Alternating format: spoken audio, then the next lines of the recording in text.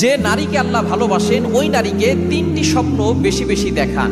এই তিনটি স্বপ্ন যদি কোনো নারী বেশি বেশি দেখে তাহলে মনে করতে হবে আল্লাহ পাক রব্বুল আলামিন তাকে ভালোবাসেন। মনে রাখেন, স্বপ্নের কিন্তু অনেকগুলো ব্যাখ্যা রয়েছে এবং স্বপ্ন অনেক সময় সত্য হয়। ভালো স্বপ্নগুলো আল্লাহর পক্ষ থেকে আসে, খারাপ স্বপ্নটা শয়তানের পক্ষ থেকে আসে। আর এটা হচ্ছে ইচ্ছা স্বপ্ন, আপনি সারাদিন যেটা চিন্তা করেন সেটাই আপনি স্বপ্ন দেখেন, তবে স্বপ্ন ভালো স্বপ্ন এটা আল্লাহর পক্ষ থেকে আসে।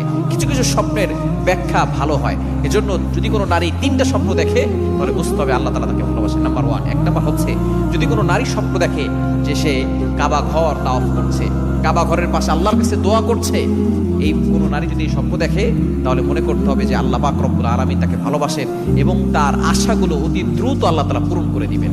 অনেক নারীর আশা থাকে, অনেক ধরনের আল্লাহর কাছে চাওয়া পাওয়া থাকে। যদি কোনো নারী কাবা শরীফ স্বপ্ন দেখে তাহলে তার এর ব্যাখ্যা হচ্ছে আল্লাহ তাআলা তার এই যে স্বপ্নগুলো আছে তার ভিতরের সকল আকাঙ্ক্ষাগুলো আল্লাহ তাআলা পূরণ করে